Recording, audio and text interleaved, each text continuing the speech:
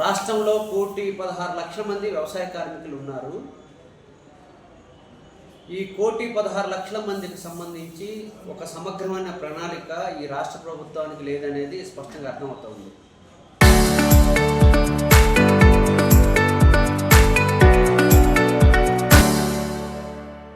గత 2 ఏళ్ళ నుండి ఈ రాష్ట్రంలో ఎవరైతే వ్యవసాయం మీద ఆధారపడిన కూలీలు ఉన్నారో వాళ్ళకు ఉపాధి అవకాశాలు రోజు రోజుకి తగ్గుతున్నాయనేది అనేక మంది మేధావులు విశ్లేషకులు తెలియజేస్తున్నారు. దానికి ప్రత్యామ్నాయంగా ఉపాధి హామీ ఏదైతే ఉందో ఆ ఉపాధి హామీని కూడా కేంద్ర రాష్ట్ర ప్రభుత్వాలు ఇప్పుడు దాని పేరు మార్చి దానికి ఇవ్వాల్సిన నిధులు తగ్గించి అనేక ఇబ్బందులు పెడతా ఉన్నారు. ఫేస్ యాప్ పెట్టారు. ఆ ఫేస్ యాప్తో చాలా గ్రామాలకి నెట్ లేక ఫోటోలు రాక అప్లోడ్ చేయక చాలామంది కూలీలు వెనక్కి వచ్చే పరిస్థితి వస్తుంది. ఎందుకు పెట్టారు? దాదాపు 100 రోజుల పాటు వ్యవసాయ రంగం పనులు ఉండవు కాబట్టి ప్రత్యామ్నాయంగా వలసలు వెళ్ళకూడదనే మహోత్తర లక్ష్యంతో ఆ రోజు యూపీఏ 1లో పార్లమెంట్లో ఒక చట్టం తీసుకొచ్చారు. ఆ చట్టం తీసుకొచ్చినప్పుడు 1,20,000 కోట్ల రూపాయలు ప్రతి సంవత్సరం కేటాయిస్తే దేశంలో ఉండే ఎవరైతే వ్యవసాయం మీద ఆధారపడి ఉన్నారో కూలీలకి ఉపాధి అవకాశాలు ఉంటాయని తెలియజేస్తున్నారు. ఈరోజు వచ్చేసరికి దాని యొక్క స్ఫూర్తినే భిన్నంగా కేంద్ర ప్రభుత్వం మార్చేసింది. కేంద్రం నుండి రావాల్సిన నిధులు ఇప్పుడు రాష్ట్రం నిధులు కలిపితే తప్ప ఇది ముందుకెళ్ళేదానికి అవకాశం లేదు. కేంద్రం 60% నిధులు ఇస్తుందంట, రాష్ట్రం 40% నిధులు పెట్టుకోమని చెప్తా ఉంది. అందులో ఆంధ్ర రాష్ట్రం 3వ స్థానంలో ఉందని మొన్న పేపర్లో వచ్చింది. ఈరోజు ఆంధ్ర రాష్ట్రంలో ఎట్లాగా ఉపాధి పనులు జరుగుతున్నాయి అనేది అన్ని పేపర్లో వస్తూ ఉన్నాయి. ఒకటి, విపరీతమైన వేసవి విడత ఉంది. గతంలో సమ్మర్ అలవెన్స్లు ఇచ్చేవాళ్ళు, ఏదైతే కూలీలకి పలుగు పార లాంటి పరికరాలు ఇచ్చేవాళ్ళు ఏమి లేకుండా ఇప్పుడు వాళ్ళని ఇబ్బంది పెట్టే కార్యక్రమం జరుగుతూ ఉంది. అదే కాకుండా 2 సార్లు ఏదైతే ఈ ఫేస్ యాప్ ఉందో తీసేసరికి చాలామంది కూలీలు ఇటీవల కాలంలో చనిపోయారు. 275 మంది ఉపాధి పనులకు వెళ్ళి చనిపోయారనేది అన్ని పత్రికల్లో వచ్చిన అంశం. దానికి ప్రత్యామ్నాయం ఏమైనా తీసుకున్నారంటే దానికి కూడా తీసుకునే సందర్భం లేదు. ఇదే కాకుండా వ్యవసాయ కార్మికులకి వాళ్ళ యొక్క జీవితాల్లో మార్పులు రావాలని వ్యవసాయ కార్మిక సంఘం మొట్టమొదటి నుండి భూములు ఏవైతున్నాయో భూ పంపిణీలు చేయాలని. రాయలసీమ లాంటి ప్రాంతాల్లో చుక్క భూములు ఉన్నాయి. ఈరోజు 22A ఏదైతే ఉందో దానికి సంబంధించిన అన్ని మార్పులు చేస్తున్నారు. చుక్క భూములు ఏవైతే ఉన్నాయో ఆ చుక్క భూములకు సంబంధించిన దాంట్లో ఎవరైతే పేదలు సాగు చేసుకున్నారో వాళ్ళ భూములు ఇవ్వట్లేదు. ఒకరు మాత్రం ఇస్తున్నారు ఆంధ్ర రాష్ట్రంలో. అదానికి ఎక్కడ కావాలంటే అదానికి ఇస్తున్నారు, అంబానీకి ఎక్కడ కావాలంటే అక్కడికి ఇస్తున్నారు. సోలార్ కంపెనీలు ఏవైతే ఉన్నాయో సోలార్ కంపెనీ ఒకప్పుడు భూస్వాముల చేతిలో ఉన్న భూములన్నీ ఇప్పుడు పేదల భూములు ఏవైతే డిఫార్మ్ పట్టా భూములు ఉన్నాయో ఆ భూములన్నీ ఇప్పుడు ప్రైవేట్ కార్పొరేట్ వైపు వెళ్ళే పరిస్థితి ఉంది. దీనివల్ల జీవన ప్రమాణాలు దెబ్బతింటాయనేది అనేక మంది విశ్లేషకులు తెలియజేస్తున్నారు. కాబట్టి ఇప్పటికైనా రాష్ట్ర ప్రభుత్వం పేదలు ఎవరైతే సాగు చేసుకుంటున్నారో వాళ్ళందరికీ పట్టాలు ఇవ్వాలనేది ప్రధానమైన డిమాండ్గా వ్యవసాయ కార్మిక సంఘం కోరుతూ ఉంది. అదే కాదు, ఈరోజు ఉపాధి హామీకి సంబంధించిన దాంట్లో కూడా కేంద్రంలో మన ఎంపీలందరూ చేతులెత్తారు ఆ చట్టానికి. ఇప్పుడు వచ్చి రాష్ట్ర ప్రభుత్వం మేము డబ్బులు ఇవ్వలేమని చెప్తుంది. 40% డబ్బులు ఇవ్వలేమని తెలియజేస్తుంది.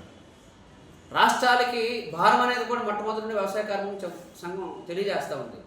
ఎందుకంటే ఇది కేంద్ర ప్రభుత్వం తీసుకొచ్చిన పథకం, కేంద్రం నుండే నిధులు ఇవ్వాలి.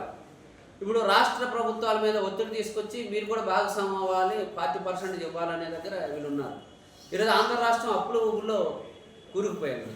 అట్లాంటిది ఉపాధి హామీకి 40% నిధులు కేటాయించాలంటే సాధ్యమయ్యే పనేనా? ఇప్పుడు చంద్రబాబు నాయుడు గారు అసెంబ్లీలో కూడా తెలియజేశారు, ఈ రాష్ట్రం అభివృద్ధి చేయాలని అనుకున్న డబ్బులు లేవని చెప్తున్నారు. మరి ఉపాధి హామీకి ఎట్లా డబ్బులు తీసుకొచ్చేదానికి అవకాశం ఉంటుంది? రాజధాని నిర్మాణానికి డబ్బులు లేవని చెప్తున్నారు, పోలవరం నిర్వాసితులకి నిధులు లేవని చెప్తున్నారు. ఈరోజు వచ్చేసరికి దీనికి ఎలా నిధులు తీసుకొస్తారనేది మేము అడగలుగుతున్నాం. కాబట్టి ఇప్పటికైనా ఏదైతే పాత చట్టం ఉందో ఆ పాత చట్టం అమలు చేయాలని వ్యవసాయ కార్మిక సంఘం డిమాండ్ చేస్తూ ఉంది. దీనికి రూల్స్ కూడా పెట్టారు.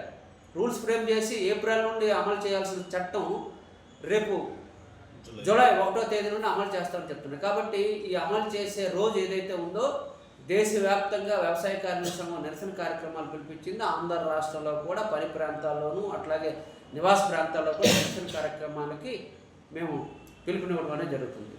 ఇది కాకుండా ఇటీవల కాలంలో ఆంధ్ర రాష్ట్రంలో ఒక అలజడి సృష్టించింది. సుప్రీంకోర్టు ఇటీవల కాలంలో కొంతమంది సుప్రీంకోర్టుకి వెళ్ళి ఆ సుప్రీంకోర్టులో దళితులు ఎవరైతే ఉన్నారో దళిత క్రిస్టియన్లుగా ఉండే వాళ్ళందరూ ఎస్సీ హోదా లేదు అనేది ప్రకటించింది.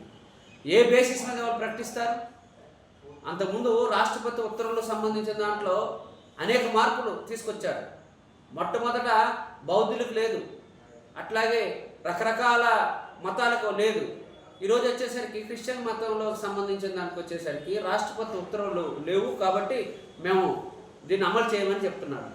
ఆంధ్ర రాష్ట్రంలో గతంలో ఉండే చంద్రబాబు నాయుడు గారు దీని మీద అసెంబ్లీలో తీర్మానం చేశారు, అట్లాగే జగన్మోహన్ రెడ్డి గారు కూడా తీర్మానం చేశారు. కానీ ఈ తీర్మానానికి సంబంధించిన విషయంలో పార్లమెంటులో నిలదీసి ఎవరైతే ఎస్సీలు ఉన్నారో వాళ్ళు దళిత క్రిస్టియన్లుగా ఉండే వాళ్ళు బీసీసీగా పరిగణించాలని చెప్పడం అనేది పచ్చి దుర్మార్గం. ఎందుకంటే మతం మారిన కుల వ్యవస్థ మారేదానికి అవకాశం లేదు. ఏ కులంలోనైనా ఈరోజు మనం చూస్తున్నాం క్రిస్టియన్లకు సంబంధించి రెడ్డి క్రిస్టియన్లు ఉన్నారు, కమ్మ క్రిస్టియన్లు ఉన్నారు, బీసీ క్రిస్టియన్లు ఉన్నారు. అంటే హిందూ మతంలో ఉండే కుల జాడ్యం ఏదైతే ఉందో ఆ జాడ్యం స్పష్టంగా క్రిస్టియన్ మతంలో కూడా కనిపిస్తూ ఉంది. అట్లాంటి ఉన్నప్పుడు మతం మారితే కులం సంబంధించిన దాంట్లో మార్పులు వస్తాయంటే సాధ్యమయ్యే పని కాదు. ఈరోజు కూడా గ్రామాల్లో మనం చూస్తూ ఉన్నాం. గ్రామాల్లో దళితులకి కనీసం ఒక మనిషిగా చూసే పరిస్థితి ఉందా? చివరికి శ్మశానాలకు సంబంధించిన దానిలో గౌరవప్రదంగా చనిపోదామని అనుకున్న గ్రామాల్లో శ్మశానాలు లేని పరిస్థితి ఉంది. ఎక్కడో ఒక దగ్గర పూడ్చే పరిస్థితి ఉంది. అంతకుముందు గత ఉమ్మడి రాష్ట్రంలో కేవీపీఎస్ వ్యవసాయ కార్మిక సంఘం పెద్ద ఎత్తున ఉద్యమాలు నిర్వహించాం. ఉద్యమాలు నిర్వహిస్తున్న సందర్భంలోనే ప్రతి నెల ఏవైతే పౌర హక్కులకు సంబంధించిన అంశాలు ఏవైతే ఉన్నాయో ప్రతి నెల డిఎస్పీ స్థాయిలో ఉండేవాళ్ళు గ్రామాల్లోకి వెళ్ళి అవేర్నెస్ చేయమని చెప్పారు. ఈ చంద్రబాబు నాయుడు గారు అసెంబ్లీలో కూడా అనేక సందర్భాల్లో ప్రకటించారు. కానీ విడిపోయిన ఆంధ్ర రాష్ట్రంలో ఈరోజు గ్రామాల్లో వ్యవస్థలు జరుగుతున్నప్పుడు, దాడులు జరుగుతున్నప్పుడు ఎస్సీ ఎస్టీ అట్రాసిటీ కేసులు కూడా పెట్టకుండా పెత్తందారులు పోలీసుల మీద ఒత్తిడి తీసుకొస్తూ ఉన్నారు. అదే కాదు, వాళ్ళు ఎవరైతే ఈరోజు శ్మశానాలు ఉన్నాయో శ్మశానాలు కూడా ఆక్రమించుకుంటూ ఉన్నారు. స్పష్టంగా జీవోలో 1, 2, 3, 5 జీవోలో స్పష్టంగా ఉంది.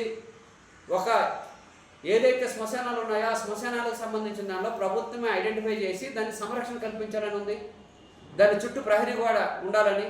మొట్టమొదటి ఆ జీవోలు ఏమనుకుంది, ప్రభుత్వ భూములు ఏవైతే ఉన్నాయో ఆ ప్రభుత్వ భూములు ఆ గ్రామానికి సంబంధించి సర్వే చేసి కేటాయించాలని ఉంది. ఒకవేళ ప్రభుత్వ భూములు లేకపోతే 1 ఎకరా భూమి ప్రభుత్వం కొని శ్మశానాలుగా ప్రకటించాలని. అంటే బ్రతుకున్నప్పుడు వివక్షిస్తే చనిపోయినప్పుడు కూడా లాస్ట్ జర్నీలో కూడా వివక్షత ఉండే పరిస్థితి ఉంది. మరి ఇలాంటి దాంట్లో మన ఆంధ్ర రాష్ట్రం 2047లో వికసిత్ ఆంధ్రప్రదేశ్ అని చెప్తున్నారు, విజన్ 2047 అని చెప్తున్నారు. మరి దళితులకి పేదలకి దానిలో స్థానం ఉందా లేదని మేము అడగదలుచుకున్నాం. అంటే 2047లో ఎవరికి వస్తుంది? చైనా పెట్టుబడిదారులకి, జపాన్ పెట్టుబడిదారులకి, ఫ్రాన్స్ పెట్టుబడిదారులకి, లేదంటే బ్రిటన్ పెట్టుబడిదారులకి స్టార్టప్కి సంబంధించిన దాంట్లో తిరుగుతూ ఉన్నారు. కానీ ఇక్కడున్న పరిశ్రమలకి కాపాడే స్థితిలో లేదు. మనకందరూ తెలుసు స్టీల్ ప్లాంట్ చాలా కీలకమైన steel plant, Visakhapatnam steel plant. ఆ స్టీల్ ప్లాంట్కి కానీ కడప స్టీల్ ప్లాంట్కి కానీ ప్రభుత్వం సహాయ సహకారాలు ఇచ్చిన పరిస్థితి లేదు. కానీ ఆర్సెల్మెట్లు ఏదైతే ప్రైవేట్ కంపెనీ ఉందో దానికి అన్ని రకాలైన సహాయ సహకారాలు ఇస్తున్నారు. మరి సామాజిక న్యాయం అంటే ప్రభుత్వ రంగంలో జరుగుతుందా లేకపోతే ప్రైవేట్ రంగంలో జరుగుతుందా అనేది ప్రభుత్వాలకు తెలియదని మేము అడగదలుచుకున్నాం. కాబట్టి ఇవన్నీ అంశాల మీద రాష్ట్ర వ్యాప్తంగా వ్యవసాయ కార్మిక సంఘం కేవీపీఎస్ పెద్ద ఎత్తున ఉద్యమాలు నిర్వహించాలనుకుంది. ఎందుకంటే ఉద్యమాలు చేయకపోతే ఈ ప్రభుత్వానికి కనీసం పట్టించుకునే పరిస్థితి. పెట్టుబడిదారులు ఒత్తిడి చేస్తూ ఉన్నారు. ఎక్కడ భూమి కావాలి, ఎక్కడ పరిశ్రమ పెట్టాలి, ఏ రకమైన పెట్టుబడులు రావాలనేది ప్రభుత్వం మీద ఒత్తిడి తీసుకొచ్చి ఈరోజు అట్లాగా తయారు చేసే పరిస్థితి. కాబట్టి ఈరోజు కూటమి ప్రభుత్వం ఒక మాటలో చెప్పాలంటే కేంద్ర ప్రభుత్వానికి దాసోహం అయ్యే పరిస్థితిలో ఉంది తప్ప ఆంధ్ర రాష్ట్ర ప్రయోజనాలకు లేదు. ముఖ్యంగా వ్యవసాయ కార్మికులకి, దళితులకి క్షేమానికి సంబంధించిన విషయంలో కానీ వాళ్ళ సంక్షేమానికి సంబంధించిన విషయంలో కానీ పట్టించుకునే స్థితిలో లేదనేది వ్యవసాయ కార్మిక సంఘం రాష్ట్ర మహాసభ సందర్భంగా అనేక అంశాలు వచ్చాయి. ఈ అంశాలన్నింటి మీద మేము చార్టర్ ఆఫ్ డిమాండ్స్ పెట్టుకొని పెద్ద ఎత్తున ఉద్యమాన్ని నిర్వహిస్తామని ఈ సందర్భంలో తెలియజేస్తా ఉన్నాం.